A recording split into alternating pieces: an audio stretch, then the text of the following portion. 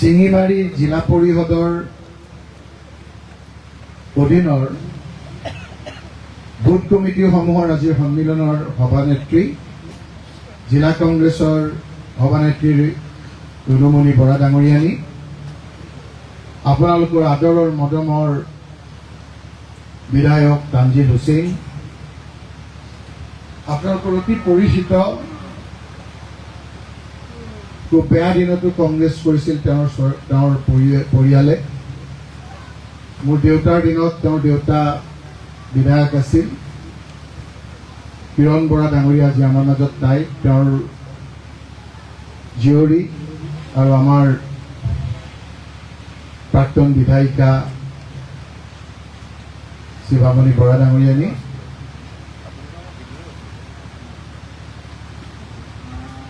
দুৰ্লভ চমুৱা আপোনালোকে জানে, এজন বলিষ্ঠ বিধায়ক। তেওঁ বিধায়ক থকা অৱস্থাত তৰুণ গগৈ ডাঙৰীয়াই কোচ ৰাজবংশী লোকসকলক একত্ৰিত কৰিবৰ কাৰণে গোটেই অসমত বিভিন্ন দায়িত্ব দিছিল আৰু সেই কমিউনিটিটোৰ এটা অতি গ্ৰহণযোগ্য নাম হ'ল ডক্টৰ দুৰ্লভ চমুৱা, কংগ্ৰেছৰ নেতা। উৎপল বনিয়াই বক্তৃতা দি থাকোঁতে মোৰ মনত পৰিল, ৰাহুল গান্ধী ডাঙৰীয়াই যেতিয়া প্ৰথম কংগ্ৰেছলৈ আহিছে তেতিয়া তেওঁ কিছুমান মানুহক চাৰ্চ কৰি টেলেণ্ট হাণ্ট কৰি উলিয়াইছিল। কিছুমান ভাল হ'ল, কিছুমান বেয়া হ'ল। গোটেই ভাৰতবৰ্ষৰ কিছুমান ল'ৰাক মাতি আনি ভাবিছিল যে বয়সস্থখিনিতো আছেই, সোনিয়া গান্ধী ডাঙৰীয়ানীৰ লগততো দিগ্বিজয় সিঙৰ পৰা আৰম্ভ কৰি জয়ৰাম ৰমেশৰ পৰা আৰম্ভ কৰি তৰুণ গগৈৰ পৰা আৰম্ভ কৰি বিভিন্নজন আছেই। মোৰ বয়সীয়া কিছু মানুহক কংগ্ৰেছলৈ আকৰ্ষিত কৰিব। সেই ধৰণেৰে তেওঁ বিভিন্ন community, caste community, scheduled caste, scheduled tribe, minority, OBC, সেই ধৰণৰ মানুহবিলাকক মাতি নি কিছুমানক ইউথ কংগ্ৰেছত, কিছুমানত আম আদমি কি চিপাহী, তেনেকে মাতি নি সেইটোত দিছিল টেলেণ্ট হাণ্ট। এই টেলেণ্ট হাণ্টৰ অসমৰ পৰাও কেইবাজনে নিৰ্বাচিত হৈছিল। তাৰ ভিতৰত হিমন্ত বিশ্ব শৰ্মা পাল্লাত পৰি এজন গৈ পেলাই আম আদমি চিপাহী, যাক কৈছো মোৰতো লাইভ হৈ আছে নেকি, নাই হোৱা নহয়, তেওঁ গৈ পেলাই এতিয়া বেলেগ ফালে গ'ল। আৰু এজনেতো যিয়ে হওক নহওক, মই নামটো নলওঁ, তেওঁ গমেই পাইছে যদি সোধে, তেওঁ গৈ পেলাই বিপদে পৰিচালনা কৰি যিয়ে নহওক সেই ৰাহুল গান্ধী ডাঙৰীয়াই আজি টেলেণ্ট হাণ্ট কৰি তেখেতসকলক আৱিষ্কাৰ কৰিছে। মোৰ আজি ভাল লাগিছে এই মিটিংখনত যে মোৰো এটা দিন হৈছে, বয়স হৈছে, MLA, মন্ত্ৰী, MP, আজি যেন আমাৰ কংগ্ৰেছত এই ৰাহুল গান্ধীৰ চেষ্টাৰেই আমি আকৌ চেষ্টা কৰি আমিও কংগ্ৰেছত অসমত নতুনকৈ টেলেণ্ট চাৰ্জ কৰাৰ মোৰ নিচিনা লাগিছে। উৎপল বনিয়াই ইমান ধুনীয়া ধুনীয়া কথা কৈছে, এই কথাখিনি খুব কমকে ক'ব দিয়া দেখি তেওঁ ভালকে ক'ব খোজা নাই, ক'ব নোৱাৰিলে, কিন্তু তেওঁৰ এটা চিন্তা, সেইটো বহুতে জানে। তেওঁ দুগদুগী বুলি অসমীয়া গহনা, আমি ৰহাত দুগদুগী না, ইমান প্ৰচাৰ কৰিলে, সৰুতে ৰহা খুলিছিল, সৰুৰে চেষ্টাত দেখিছে তেওঁ চট পতাই থাকে সৰু সৰু ল'ৰা, কৰি কৰি কৰি কৰি গোটেই অসমতে ইয়াৰ শিপাই গৈছিল, দুগদুগী দুগদুগী বুলি সকলোৱে জানে। পিছত কংগ্ৰেছলৈ আহি জিকি জিকি জিকি জিকি অলপতে হাৰিলে। কিমানত হাৰিলে কওকচোন, কিমান ভোট পাইছিল? 10,000, 20,000, 30,000, 40,000, 50,000, 60,000, 70,000, 80,000, 91,000 ভোট পাইছে ল'ৰাজন। মই তেখেতক আজি স্বীকৃতি দিছো, তেওঁ এটা সময়ত কংগ্ৰেছত যদি থাকে তেওঁ কিন্তু উজলিব, মই আপোনালোকক কম। আৰু এটা নাম বিৰিঞ্চিক এদিন আমি গৌৰৱ গগৈ ডাঙৰীয়া আমি গুৱাহাটীত লগ পাইছিলো, কংগ্ৰেছৰ মজিয়াত নহয়। তেতিয়া মই গৌৰৱ গগৈ ডাঙৰীয়াক কৈছিলোঁ যে গৌৰৱ, এই ল'ৰাজনৰ ফোন নম্বৰটো লোৱা। সেই ফোন নম্বৰটো লৈ আমি তেখেতক অলপ ভালকৈ কথা বতৰা পাতি কংগ্ৰেছত পদাৰ্পণ কৰি যিদৰে কথা বতৰা কৈছে, মই ভাবোঁ যে কংগ্ৰেছত থাকিলে অসমৰ এজন উজ্জ্বল নক্ষত্ৰ হিচাপে এটা সময়ত পৰিব। কথা বতৰা ছেকুলাৰ মাইণ্ডে কি ধৰণৰ কথাবিলাক সমাজখন গঢ়াৰ ক্ষেত্ৰত কৈছে, নিৰ্ভয়, কোনো ভয় নাই। আজি যে ৰঙা চকু দেখুৱাই আছে আমাৰ মুখ্যমন্ত্ৰী ডাঙৰীয়াই, কৈ আছে ইয়াত কয়লা চিণ্ডিকেট দেখিছা নেকি? আমি বোৰে কৈছো নাই দেখা, নাই দেখা, নাই। চাওকচোন, কয়লা নাই বুলি কৈছে মুখ্যমন্ত্ৰী ডাঙৰীয়াই। ভয়ত পেপোৱা আমি। এই ভয়ত পেপোৱা অৱস্থাত এই প্ৰিন্সে ৰাজপথত আহি পেলাই কৈছে যে হিমন্ত বিশ্ব শৰ্মা ডাঙৰীয়া, আপোনাৰ ৰঙা চকুক আমি ভয় নকৰো। ল'ৰাজনক জেলত লৈ গৈছিল। মই ভাবিছিলো জেলৰ পৰা আহি অকণমান কমিব নেকি, এতিয়া দেখিলো হিমন্ত বিশ্ব শৰ্মা ডাঙৰীয়া, আপোনাক ধন্যবাদ। এইজনক আপুনি ঘঁহি ঘঁহি আৰু উজ্বলাই দিছে। এনেকুৱা ল'ৰা আৰু উজ্বলি পাব আপোনালোকক। কাৰণ আমি কংগ্ৰেছ দলৰ সদস্য, কংগ্ৰেছ দলৰ সদস্য। এটা গৌৰৱময় ইতিহাস আছে। আমাৰ নেতাসকলক বিভিন্ন ধৰণৰ সমালোচনা কৰে। বাপুজী মহাত্মা গান্ধীক নাইকিয়া কৰি দিব বিচাৰিছে, নাথুৰাম গডছেক আগুৱাই দিব বিচাৰিছে। আজি যদি গান্ধীজী নাথাকিলেহেঁতেন, আজি স্বাধীন আকাশৰ তলত আমি উশাহ ল'ব নোৱাৰা এটা অৱস্থা। জেল দি আমাক ভয় খুৱায়। মাত্ৰ এটা নমুনা দিব বিচাৰিছো। জৱাহৰলাল নেহৰু, ধনী মানুহ, মতিলাল নেহৰুৰ ল'ৰা। তেতিয়াই শুনিছিলো যে তেওঁ বিভিন্ন ক্ষেত্ৰত কাপোৰ পৰ্যন্ত তেখেতসকলৰ পৰিয়ালে বাহিৰত ভয় আনে, ধনী মানুহ। কিন্তু যেতিয়া ভাৰতবৰ্ষৰ মানুহৰ অৱস্থা দেখিলে, সেই জৱাহৰলাল নেহৰুৱে নিজৰ ঘৰ কংগ্ৰেছত দি দিলে। ৰাজ্য এলাহাবাদত নিজৰ ঘৰ দি দিলে, আনন্দ ভৱন দি দিলে, আৰু নিজে স্বাধীনতা আন্দোলনত যোৱাৰ পিছত এই বগা ইংৰাজে তেওঁক ভয় খুৱাইছিল আৰু ভয় খুৱাই তেওঁক জেলত নিছিল। কিমান দিন নিছে কওকচোন জেলত? কিমান? জৱাহৰলাল নেহৰু প্ৰধানমন্ত্ৰী আছিল। আমাৰ এই দুটা ৰঙা চকু দেখালেই আমি বিজেপিক তেল মাৰিবলৈ যামগৈ। মই কোৱা নাই।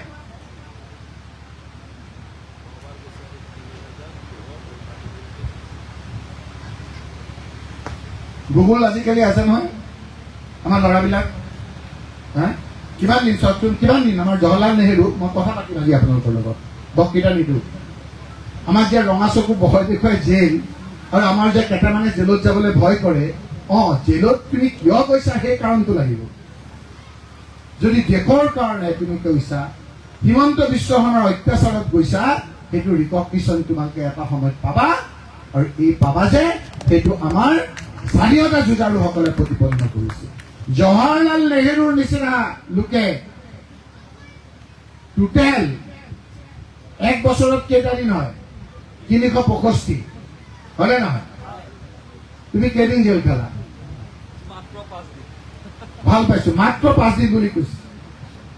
জৱাহৰলাল নেহৰুৱে কিমান দিন জেললৈ গৈছে কওকচোন? কেইবছৰ? তুমি 5 দিন, জৱাহৰলাল নেহৰু 10 দিন না 15 দিন, 20 দিন, এমাহ। ৰাইজে নাজানে বহুতে। আমাক যে জেলত নিবলৈ যে ভয় খুৱায়। 9 বছৰ কাল তেওঁ জেলত আছিল। 9 বছৰ, 3259 দিন তেওঁ জেলত আছিল। 3259। কথাখিনি বুজি পাইছে? মই যুৱকসকলক কৈছো, যদি সঁচাকৈ তোমালোকে কাম কৰিবলৈ আহিছা, সঁচাকৈ যদি নিজৰ ঘৰখন উন্নতি কৰিবলৈ বিচাৰিছা, সঁচাকৈ যদি তুমি সমাজখন আগবঢ়াই লৈ যাবলৈ বিচাৰিছা, সঁচাকৈ যদি সকলো অৰ্থত তুমি মিলন বিচাৰিছা, এই হিমন্ত বিশ্ব শৰ্মাৰ লাপি লোপাৰ ৰঙা চকুত তোমালোকে ভয় নাখাবা। এই লোকসকল সকলোতকৈ ভয়াতুৰ লোক। আজি দেখাই যে ভাৰতবৰ্ষৰ ভিতৰত সকলোতকৈ শক্তিশালী কোন? গৃহমন্ত্ৰী অমিত শ্বাহ, হয় নহয়? হয় নে নহয়? দেখিলে ভয় লাগি যায়, কাক কেতিয়া কি কেছত সোমোৱাই দিয়ে তত নাই, হয় নে নহয়? ৰাহুল গান্ধীয়ে থিয় হৈছে ওচৰত আহিবলৈ এদিন, দুদিন, 3 দিন, 4 দিন, 5 দিন, 6 দিন, 20 দিন ৰখি থাকিলে, এদিন আহিবলৈ সাহস নকৰিলে, এটা দিন আহিবলৈ সাহস নকৰিলে। আৰু এই ৰাহুল গান্ধীক তেওঁলোকে বিভিন্ন ধৰণৰ ৰূপলনা কৰে। পৃথিৱীত কৈ আছে, এতিয়া পৃথিৱীৰ মানুহে কৈ আছে, ভাৰতবৰ্ষৰ মানুহেতো বাদেই, আজি আমাৰ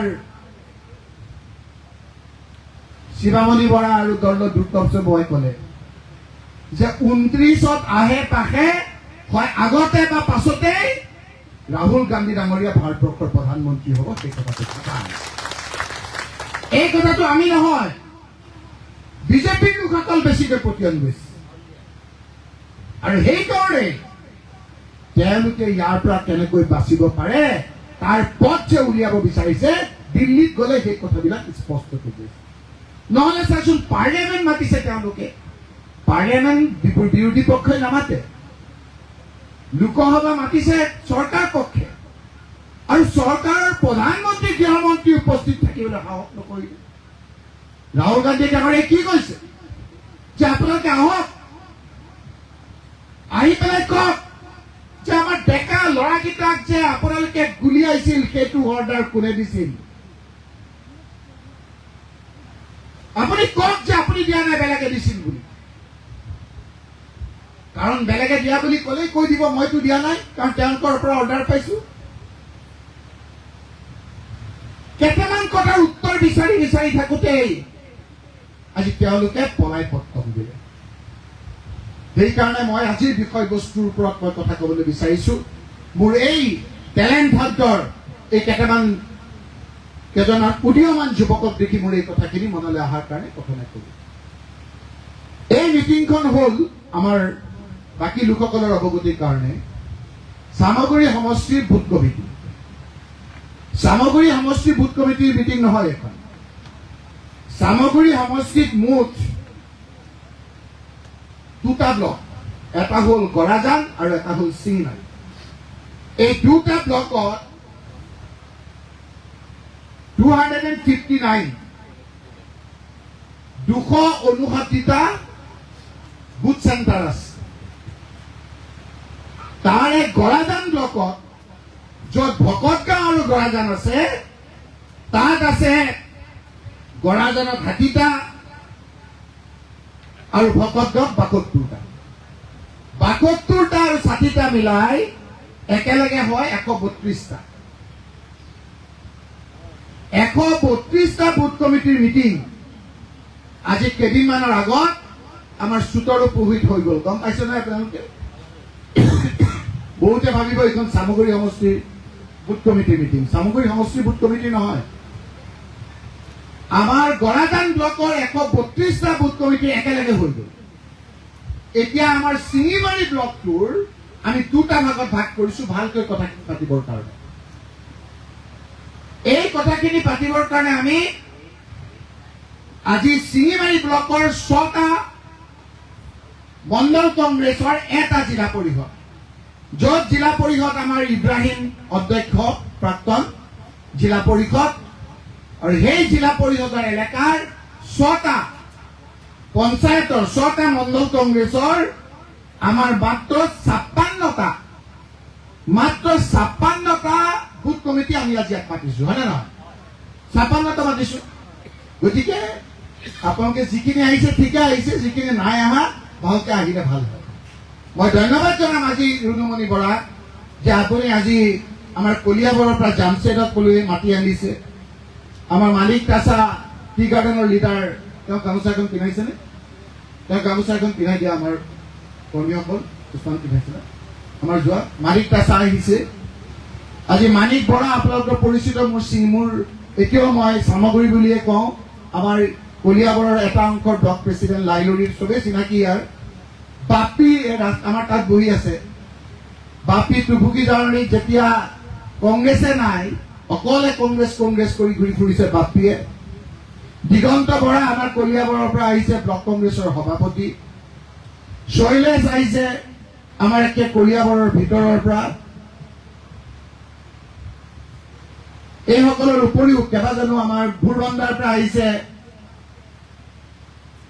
সুভান।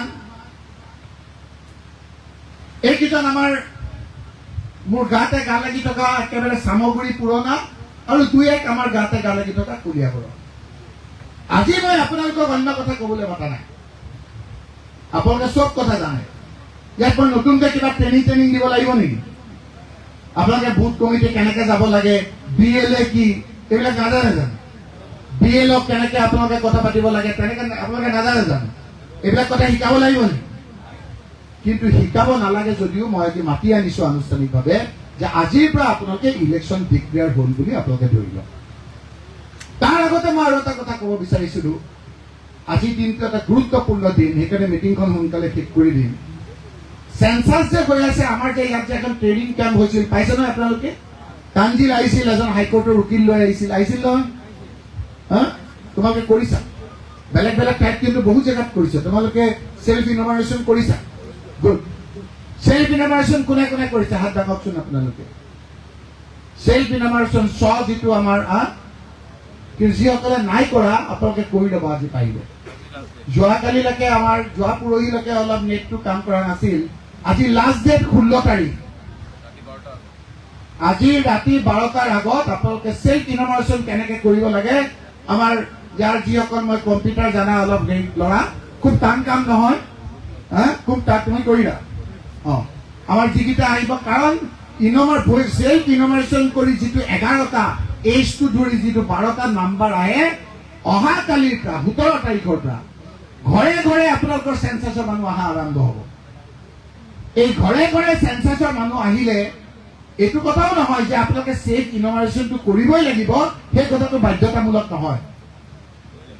কিন্তু আমি কৈছো যে এইটো কৰি ল'লে কি হ'ব, আপোনালোকে যি 12টা আপোনালোকক এইজ দি পেলাই নাম্বাৰ দিব, সেইটো আপোনাৰ ঘৰলৈ অহা মানুহজনক আপোনালোকে যদি দি দিয়ে সেন্সাছ কৰা মানুহজনক, তেতিয়া সকলো ইনফৰমেশ্যন তেওঁ তাতে পাব।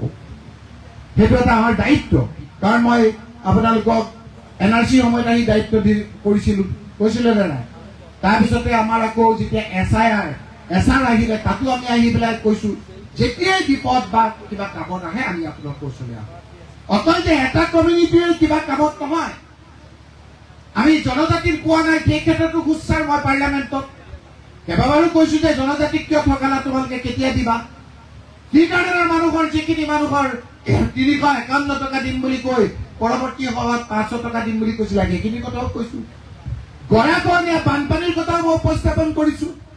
আজি মই কোৱা নাই মুখ খুলি, এই যে কয়লা খননে যে আমাক যে বিপদ আনিব, এই কথাটো মই আগতেই পাৰ্লিয়ামেণ্টত কৈ তাৰ উত্তৰ থৈ দিছো। লাহে লাহে এইবিলাক কথা কম, বতৰ আহক, এই কথাবিলাক ভালকৈ কম। এতিয়া হৈ আছে, কিন্তু এটা কথা দুখ লাগে, আমাৰ কিছুমান মানুহ, এটা ভোৰবন্ধা, মই অলপ প্ৰেক্টিকেল কথা কওঁ। ভোৰবন্ধাততো জানো যে পানী আহিব, বানপানীৰ লগত যুঁজিব পাৰো আমি, নাও আনো, কিবা আনো, কিছুমান ঠাইত বানপানী হয়। কিন্তু নতুনকৈ হিমন্ত বিশ্ব শৰ্মাৰ ক্ৰেডিট, ধন্যবাদ হিমন্ত বিশ্ব শৰ্মা, বানপানীৰ লগত কিছুমান মানুহক তুমি চিনাকি কৰি দিলা, বিশেষকৈ উজনি অসমৰ শিৱসাগৰ, চৰাইদেউ, যোৰহাট, গোলাঘাট, এই মানুহখিনিক তুমি সদায় কাৰণে বানপানীৰ লগত চিনাকি কৰি দিলা। তুমি এটা টাপ মাৰি আছা, এতিয়া বেছি কথা নকয়, দেখিছে নে নাই? এতিয়া আজমল চাহাবক এৰি দিলে, সেইখন টাপ মাৰি আছে, তোমাকে ভোট দিছিল আৰু সেই মানুহখিনিও চাই আছে যে আমি কি ভুল কৰিলো, কি ধুনীয়া এটা সুবিধা পাইছিলো, এক ঝটকাজি যদি আমি হিমন্ত বিশ্বক অঁতৰাই দিলোহেঁতেন, আজি এই দশা আমাৰ নহলেহেঁতেন। মানুহখিনি কাক কব কওকচোন? নিজেই ভুল কৰিছে কিছুমান। হিমন্ত বিশ্ব শৰ্মাৰ চলাহীৰ কথা কৈ গোটেই আকাশ বতাহ প্ৰদূষিত কৰাৰ ফলত কিছুমান মানুহে ভুল কৰি দিলে আৰু আজি তেওঁলোকে হতভম্ব। এইটো কোনো ডাৱৰ, প্ৰথমে ক'লে যে ডাৱৰ বিস্ফোৰণ হৈছে, ভাবিছিল অসমৰ মানুহে বুজি নাপায়। মই পাৰ্লিয়ামেণ্টত সুধিলো, আমাৰ এখন পাৰ্লিয়ামেণ্টৰ সৰু পাৰ্লিয়ামেণ্ট এখন থাকে, ষ্টেণ্ডিং কমিটি, মই তাত সুধিলো এই ডাৱৰ বিস্ফোৰণটো অসমৰ মানুহে বুজা নাই, বুজাওকচোন আমাক। তেতিয়া মোক ক'লে ডাৱৰ বিস্ফোৰণ তাত হোৱাই নাই। যেতিয়া সেই প্ৰশ্ন কৰা বুলি শুনিলে লগে লগে হিমন্ত বিশ্ব শৰ্মা ডাঙৰীয়াই ক'লে ইয়াত ডাৱৰ বিস্ফোৰণ হোৱা নাই, ডাৱৰ বিস্ফোৰণটো হয় প্ৰাকৃতিক, ভগৱান আল্লাই কৰে, কৰিব পাৰে কেতিয়াবা, ক'ৰবাত ভূমিকম্প আহে কৰিব পাৰে, এইটো হ'ল মানুহৰ সৃষ্টি, মানুহৰ সৃষ্টি। আপোনালোকে যদি এটা গাঁত এটা খান্দি দিয়ে নিজৰ ঘৰখনৰ ওচৰত আৰু ওপৰৰ পৰা যদি পানী অলপ এৰি দিয়ে, তাত পানী অহাটো কোনো আপোনাৰ প্ৰাকৃতিক দুৰ্যোগ নহয়, সেইটো নিজৰ সৃষ্টি। সেই ঠাইখিনি গাঁত কৰি ওপৰৰ পৰা পানীখিনি ঠেলি পেলাই পঠিয়াই দিছা তোমালোকে। সেই কথাখিনি সকলোৱে বুজি পাইছে, সকলো বিচাৰ হ'ব, দুদিন দেৰিকে হ'ব। তাপ মাৰি আছে হিমন্ত, এৰি চাই ৰিয়েকশ্যন একশ্যন দেখি আকৌ হৈ আছে, ভাবি আছে বাই ইলেকশ্যনটো যাওক, তাৰ পিছত মই আৰু কিছুমান কথা কম। কোনবিলাক কথা কব, এইখিনি কথা মই আপোনালোকক কোৱা নাই। আজিকালি ছচিয়েল মিডিয়াৰ যুগত বিজেপিয়েও সোধে নহয় কোনবিলাক কথা। আমাৰ মানুহ ভাবিছে যে হিমন্ত বিশ্ব শৰ্মাই পাহৰিলে নেকি। মই মনত পেলাই দিছো আপোনালোকক, পিছত মোক নুদুখিব। কি কৈছিল যে মই কিছুমান মানুহক যোৱাবাৰ বহুত অত্যাচাৰ কৰিলো, অশান্তি কৰিলো, সেইটোৱে মোৰ জীৱনৰ লক্ষ্য। সেই মানুহখিনিক মই অশান্তি দিম, সেই মানুহখিনিক মই শাস্তি দিম। যোৱা 5 বছৰে মই শাস্তি দিলো, অশান্তি দিলো। এইবাৰ মই সেইসকলৰ কামিহাৰ ভাঙি দিম, কৈছিল না? কামিহাৰ ভাঙা পাৰ্টি এতিয়া নীৰৱ, বাই ইলেকশ্যন আছে। কামিহাৰ মানে কি? আপোনালোকক চবকে থিয় কৰি পেলাই কামিহাৰ কেইডাল ভাঙি যাব নেকি? নহয়। কামিহাৰ মানে কি? কামিহাৰ মানে হ'ল অৰ্থনৈতিকভাৱে ভাঙি চিঙি চুৰমাৰ কৰি দিব। কথাবিলাক বুজিবলৈ যত্ন কৰিব। আপোনালোকৰ উপাৰ্জনটো বন্ধ কৰি দিব। ল'ৰা ছোৱালীকেইটা লৈ ভালকৈ খাব নোৱাৰিব। কথাখিনি বুজি পাইছে? এতিয়া আপোনালোকৰ বিচাৰ কৰিব, হাতত আপোনালোকৰ কুঠাৰখন আছে, সেই কুঠাৰখন দি আপোনালোকে বেচৰ ঘূৰি আনিব নে নিজৰ ভৰিখনত মাৰি আপোনালোকে আঘাত দিব। এই বাই ইলেকশ্যনে আপোনালোকৰ সেইটো এটা সিদ্ধান্তৰ চৰম আপোনালোকে। সেইকাৰণে মই ভাবিলো যে মানুহখিনিক কেনেকৈ এই কামিহাৰ ভাঙাৰ পৰা অৰ্থনৈতিকভাৱে মানুহখিনিক সকাহ দিব পৰা যায়। চৰকাৰটো আহিলেতো কথাই নাছিল, সকলোৰে মিলনেৰে আমি আগবঢ়াই গলোহেঁতেন। সেইকাৰণে কংগ্ৰেছে যেতিয়া এইবাৰ নিৰ্বাচনত আমি কংগ্ৰেছে চৰকাৰ কৰিলে, কি কৰিম আমি 5টা আপোনাৰ গেৰাণ্টি দিছিলো নহয়, পাইছিল নাই? 5টা গেৰাণ্টি চৰকাৰ আহিলেই হ'লহেঁতেন। কিন্তু আৰু এটা লগত দিছিলো তেতিয়াই যে তানজিল হুছেইন কংগ্ৰেছৰ প্ৰাৰ্থীক যদি আপোনালোকে বিজয়ী কৰে, মোৰ সমষ্টিত মোৰ মানুহৰ এটা মোৰ দায়িত্ব আছে। সেই দায়িত্বৰ 1 নম্বৰ হ'ল মোৰ ছাত্ৰ, মোৰ উদীয়মান, মোৰ জেনজি লোকসকলক মই আজি মানুহ কৰি তৈয়াৰ কৰিব লাগিব।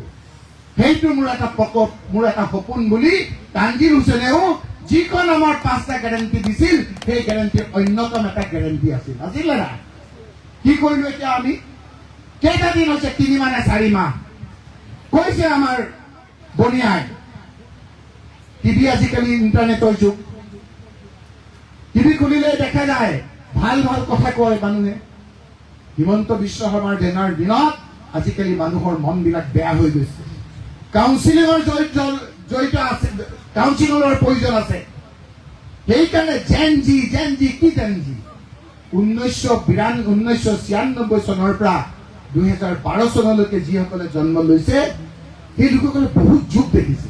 ভালকে ব্যাখ্যা আমাৰ বহুতত হোৱা নাই। আমাৰ বিলাকে দেখিছো টেলিফোন, মই অলপ ফালৰি কাটি গৈছো। আমাৰ দিনত যেতিয়া মেট্ৰিকৰ ৰিজাল্ট আহে, দৈনিক এখন পেপাৰৰ কাৰণে আমি ৰখি থাকিব লাগে বাছ ষ্টেণ্ডত। সেইটো এটা জেনেৰেশ্যন। ঠিক তাৰ পিছত জেনেৰেশ্যন আহিলে যে নগাঁৱৰ গভৰ্ণমেণ্ট স্কুলত গৈ পেলাই এনাউন্স কৰে, নগাঁৱত ৰখি থাকো আমি বাহিৰত। তাৰ পিছত এটা জেনেৰেশ্যন আহিলে, কিন্তু দ্ৰুত কি চেঞ্জ হৈছে, মই মাত্ৰ কেইটামান কথা ক'ব বিচাৰিছো আপোনালোকক। মনত ঘপককৈ আহি গ'ল কাৰণে দ্ৰুত চেঞ্জ। জেনজিত মই আহি যাম। কি জেনেৰেশ্যন আহিছে আপোনালোকে 1946 পৰা কি তেনেকে পাবই। দ্ৰুত সলনি মুহূৰ্ত সলনি কেনেকৈ হৈছে বেলেগ বেলেগ জেনেৰেশ্যনত। আমাৰ জেনেৰেশ্যনত খুব বেছি আপোনাৰ সলনি হোৱা নাই। তাৰপিছতো আহিলে গান শুনিবৰ কাৰণে আগতে আমি গান শুনো, ডাঙৰ ডাঙৰ ৰেকৰ্ডত গান শুনো। শিৱামণি বৰা তেওঁলোকে চাইছে, আজিকালি ৰেকৰ্ড প্লেয়াৰ আছে, ৰেকৰ্ড প্লেয়াৰ গুচি গ'ল নাই। বীৰ শ্ব শুনি আছে, ভাবিছে ই কি কয়, পলিটিকেল বক্তৃতাটো মই এনেকে শুনা নাই। আগতে ৰেকৰ্ডত আছিলে নাই, তুমি পাইছা ৰেকৰ্ড? ইয়ে ৰেকৰ্ড পোৱা নাই চাওক। আমাৰ আপুনি পাইছে নাই ৰেকৰ্ড এনেকে ডাঙৰ গান শুনি থাকে? দেখিছে ৰেকৰ্ডে নাইকিয়া হৈ গ'ল চাওক। সেইটো এটা জেনেৰেশ্যন। তাৰপিছত কি ওলাল পঢ়ক কৰকচোন, কেছেট ওলাল নাই? কেছেটটো পাইছা? কেছেট ব্ৰিঞ্চিয়ত কেছেট হয়নে নহয়? মই ভগাই দিছো তোমালোকক। আজিকালি কেছেট আছে, কেছেটৰ পিছত কি হ'ল? CD হ'ল নহয়? মই পুৰণা যদিও সেইকাৰণে আজি লং পেণ্ট চাৰ্ট পিন্ধি আহিছো। ই 6 পকেট পিন্ধিব পাৰে, মই নোৱাৰো নেকি? মই সেইকাৰণে 8 পকেট পিন্ধি আহিছো। তাৰপিছত কি আহিলে? CD আহিলে নাই? এতিয়া CD এখন দিয়কচোন, আছে নেকি? চেঞ্জ। CDটো কি হৈ গ'ল এতিয়া? পেন ড্ৰাইভ হয়নে নহয়? তুমি ভাবিছা তুমিয়ে সেইটো জানা। পেন ড্ৰাইভ হ'ল নাই? তাৰপিছত এতিয়া ল্যাপটপ, ক্লাউড সব জেনেৰেশ্যন বিলাকে এটা দুটা চেঞ্জ দি দিছে। 96ৰ পৰা 2012লৈকে 4টা চেঞ্জ দেখিছে, 4টা। এই লোকসকলে সেইকাৰণে অমিত শ্বাহ, হিমন্ত বিশ্ব শৰ্মাৰ হিন্দু মুছলমানটো শুনিব নিবিচাৰে। গোটেই বক্তৃতাটো মই বেলেগ ফালে লৈ গলো, যিবিলাক লিখি আনিছিলো বাদ দিয়া। ওবামাক চিনি পোৱা? বৰাক ওবামা পোৱা? কি আছিলে তেওঁ? বগা নে কোলা? চাবাচোন তোমালোকে নেটত, মই খুব এইবিলাক চাই থাকো। আমেৰিকাত মহিলাসকলে ভোট দিয়া অধিকাৰ বেছি দিন হোৱা নাই। মহিলাই ভোট দিয়া অধিকাৰেই নাছিলে আমেৰিকাত। যেতিয়া তুমি বাছ এখনত গৈ থাকা, কোলা মানুহ এটা যদি বাছত বহি থাকে, লাগিলে বুঢ়া মানুহ হওক কোলা, যদি ডেকা ল'ৰা এটা বগা আহে, কোলাটোৱে উঠি পেলাই বগাজনত বহিব দিব লাগে। বৈষম্য, বৰ্ণ বৈষম্য। যদি হস্পিটেলত থাকা, বগা মানুহজন যদি আহে, কোলা বেমাৰীজনো উঠি দিব লাগে। আমেৰিকাত কোলাৰ ওপৰত অত্যাচাৰ। মই তোমালোকক কোৱাই নাই, হিমন্ত বিশ্ব শৰ্মাক কৈ আছো। কোলাৰ ওপৰত অত্যাচাৰ কৰোতে কৰোতে কৰোতে কৰোতে যিটো ঘৰত আপোনাৰ নাম দিছে, এতিয়া মোবাইলত পালো হোৱাইট হাউচ, হয় নহয়? হোৱাইট হাউচ, তাৰ ৰাষ্ট্ৰপতি থাকে, একদম বগা হোৱাইট হাউচ। সেই হোৱাইট হাউচত এই হেঁচা ঠেলা জেল দিয়া অত্যাচাৰৰ পূৰত এজন কোলা বৰাক ওবামাক সেই দেশৰ ৰাইজে ৰাষ্ট্ৰপতি পাতিলে, কোলা মানুহ। আৰু সেই কোলা মানুহজনে সেই বগা ঘৰটোত তপ্ত পাই আছে হোৱাইট হাউচত, বৰাক ওবামা ডাঙৰীয়া। হয় নে নহয়? কোনো মানুহক তেনেদৰে ৰাখিব নোৱাৰে, কোনো মানুহক তেনেদৰে শেষ কৰিব নোৱাৰে। যদিহে সেইখিনি মানুহে কৰ্ম নকৰে, কৰ্ম কৰা মানুহক কোনো আপোনাৰ নাইকিয়া কৰিব নোৱাৰে। সেইকাৰণে ব্ৰিটিছে কৰিছিল, ব্ৰিটিছ ভাগত আছিল। ব্ৰিটিছে কৰিছিল যে কানি সোমোৱাই দিয়া। আজি মোৰ কথাবিলাক অলপ বেলেগ বেলেগ হৈছে। কানি সোমালে কি হয়? কানি সোমালে কামবিলাক কৰিব মন নাযায়। ৰাতিপুৱাই উঠে, মই সহজতে কৈছো, কানি খুৱাই খুৱাই খুৱাই খুৱাই মানুহবিলাকক দুৰ্বল কৰি পেলাই নাযায়। সেই কানি বৰপিক যেতিয়াৰ পৰা নাইকিয়া হৈছে, গান্ধীজী অহাৰ পিছত যেতিয়া কানিৰ বিৰুদ্ধে বিভিন্ন প্ৰকাৰে আমাৰ মাজত যেতিয়া জাগৰণ আহিছে, তাৰ পিছত আমাৰ আন্দোলনে এনেকুৱা এটা ভৰপক অৱস্থা পাইছে, বগা ইংৰাজে পলাই পত্তন দিয়া এটা যাবলগীয়া। বুজিলা? এতিয়া এই কুস্তিবিলাকে, যিবিলাকে বগা ইংৰাজক ফল' কৰি বিভিন্ন জাতি জনগোষ্ঠীৰ মাজত ভাগ কৰিব বিচাৰে, সেই লোকসকলে এতিয়া ড্ৰাগছৰ প্ৰচলন কৰি আমাৰ সমাজখনক আজি পংগু কৰি দিবলৈ বিচাৰিছে।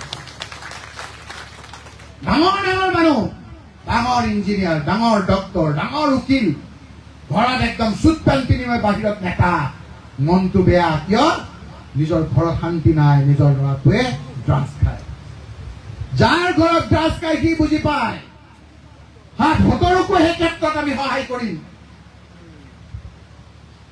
এই চৰকাৰৰ দিনত আমাৰ গাঁৱে ভূঞে বিভিন্ন ক্ষেত্ৰত ড্ৰাগছৰ প্ৰচলন বেছি বাঢ়ি গৈছে হয় নহয় কওক কোন কোন গাঁৱত কোন ক'ত নাই এই পলিটিক্স যদি আপোনালোকে নাইকিয়া কৰিবলৈ নোৱাৰে তেতিয়া সমাজখন কিন্তু আপোনাৰ দুৰ্বল হৈ যাব কোনো বিজেপি আমাক নাইকিয়া কৰিব নোৱাৰে এই ড্ৰাগছই আমাক শেষ কৰি পেলাব যদি আমাৰ মানুহৰ মাজত এনেধৰণে প্ৰচলন হয় কাৰণ যি লোকসকল কৰ্মী জাতি আজি আমাৰ কিছুমান আছে জনজাতি লোকসকল আপোনালোকে দেখা নাই ৰাভা মানুহক চাওক মতা মানুহতকৈ বেছি মহিলাসকলে খেতিত কাম কৰি আছে বড়ো মহিলাসকলক আপোনালোকে চাওক চাইকেল মাৰি গৈ গৈ বিভিন্ন কাম কৰি আছে আৰু মহিলাসকলে খেতিত কঠীয়া ৰুই খেতি কৰি আছে যিসকলে যে টি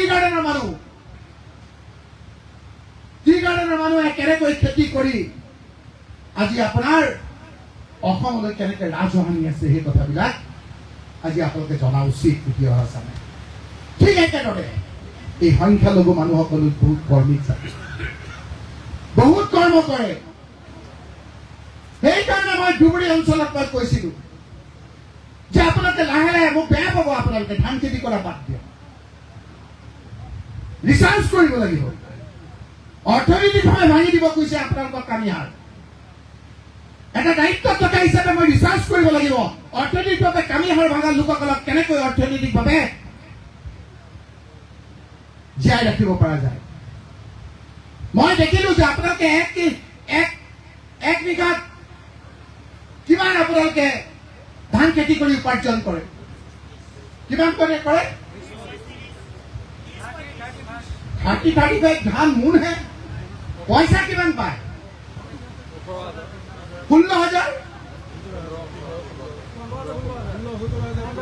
16,000 পায় আকৌ বানপানী আহিলে নাপায় মই গৈ দেখিলো তাত এতিয়া অৱশ্যে মোক বেয়া পাই যাব মানুহে ইথানল E20 পেট্ৰলত যে মিলাই মই তেতিয়া নাজানিছিলো মই বৈজ্ঞানিক নহয় যেতিয়া ইথানল ইমান সোমায় মই এটা ফেক্টৰীত টকা উপাৰ্জন কৰিব পাৰিবা আৰু এই 24,000 টকা প্ৰত্যেক কিলো কেনেকৈ প্ৰত্যেক কুইণ্টেলত কেনেকৈ তোমাকে চেল কৰিব লাগে মই ইথানল কোম্পানী বিলাকৰ লগত কথা পাতিম তেওঁলোকে কৈছে যে আমি আমাৰ ৰ মেটেৰিয়েলছটো আমি মহাৰাষ্ট্ৰৰ পৰা তেনেকৈ চিন্তা কৰাৰ ফলত আপোনালোকে যাব এতিয়া বাকৰ কাষত বৰপেটাৰ পৰা আৰম্ভ কৰি চেঙাৰ পৰা আৰম্ভ কৰি গোৱালপাৰাৰ পৰা আৰম্ভ কৰি ধুবুৰী একেবাৰে আপোনালোকে যদি যায় পশ্চিমবংগৰ সীমালৈকে গোলকগঞ্জলৈকে আপোনালোকে চাব লাৰ্জ স্কেল আজি মাকৈ খেতি কৰা আৰম্ভ কৰিছে অৱশ্যে হয় এই ইথানলৰ উত্থান পতনত অলপ মাকৈ খেতিৰ ৰেটটো কমি গৈছে আৰু হিমন্ত বিশ্ব শৰ্মাই ইয়াৰ বিৰুদ্ধে এটা যুঁজি আছে সেইখিনি কথা মই পিছত আপোনালোকক কম মই চেন্ট্ৰেল গভৰ্ণমেণ্ট ৰাজ্য চৰকাৰকো কৈছো যে মিনিমাম ছাপৰ্ট প্ৰাইচটো আপোনাৰ ইয়াত দিব লাগে এইবিলাক বুজি নাপায় যদিও মই ক'ব লাগিব এইখিনি কৈ থাকিম তাৰপিছত চালো হিমন্ত বিশ্ব শৰ্মাই কি কৰে কামিহাৰ কেনেকৈ ভাঙিব আমাৰ মাজত অমিল কৰি কিছুমান কথা অলপ ঢাকি ক'ব লাগিব ঠিক আমাৰ দুটা ঈদ আছে এটা ঈদৰ সময়ত এনেকুৱা এটা পৰিৱেশ সৃষ্টি কৰে যে হিমন্ত বিশ্ব শৰ্মাই যিটো বিচাৰিছে আমি তাৰ ভৰিখন দি দিওঁ তাক কথাটো বুজিলে বুজি পাইছে সেইটো নাইকিয়া কৰিবৰ কাৰণে মই আপোনালোকক ক'লো কি ক'লো ইয়াত যিটো আমাৰ এই বনিয়াই ক'লে কি কৰিছিলো ছাগলী পালন কোনো এইবিলাক কথা পাইছে নকৰে এই যে কি পাঞ্জিলে কৈছিল যে মোৰ মানুহখিনিক মই পঢ়াবোৰৰ পৰা আৰম্ভ কৰি এটা শিক্ষা দিব লাগিব মানুহ কৰিব লাগিব কৈছিলে নহয় আপোনালোকে চাবচোন বেক পৃষ্ঠা আৰু এটা কৈছিল যে মোৰ মানুহখিনিক উপাৰ্জন বঢ়াব লাগিব কেনেকৈ উপাৰ্জন বঢ়াম মই বৰ্ণিহাটত থকা চাইণ্টিষ্ট যিসকলে আজি প্ৰিন্সিহঁত থকা কাৰণে কিছুমান কথা কৈ আছো যিসকলে ছাগলী কেনেকৈ পালন কৰিব লাগে শিকায় এইখন মঞ্চতে সেই লোকসকল আহিছিল নে নাই মই আপোনালোককে নহয় 25টা পঞ্চায়তৰ পৰা 10জন মানুহ মাতি আনিছিলো কৈছিলো নহয় মই পানী কি শিকাইছিলো যে ছাগলী কেনেকে পুহিব লাগে। আমাৰ এইফালে কিন্তু ছাগলী পোহাটো অলপ কম, হয়নে নহয়? ছাগলী পুহিলে কি হ'ব? তেতিয়া মই জানিলো, একেবাৰে সংখ্যাটো অলপ ইফাল সিফাল হ'ব পাৰে, তেতিয়া ভাবিলো যে আমাৰ অসমত 68 লাখ আমাৰ ছাগলী আছে। আজি 10 বছৰ আগত ঘপককৈ নামি আহি 54 লাখ হৈ গ'ল। কিন্তু আমাৰ ছাগলী খোৱা মানুহটো কমোৱা নাই, কমিছে নেকি? পিছত দেখিলে যে অসমৰ যিটো আমাৰ ছাগলী, সেই ছাগলীটো কমি গৈছে, কিন্তু ৰাজস্থানৰ পৰা আমাৰ প্ৰায় 10-20 লাখ ছাগলী ইয়ালৈ আহে। কথাটো বুজিছেনে? ছাগলী খোৱা মানুহ কমা নাই। ৰাজস্থান এখন ভেজিটেৰিয়ান ষ্টেট, ভেজ খায়। ব্যৱসায়িক ক্ষেত্ৰত ইয়াত 10 লাখ ছাগলী আমাৰ অসমত পঠিয়াই দিয়ে। কথাটো বুজিলে? ব্যৱসায় কৰি আছে ইয়াত। সেইকাৰণে মই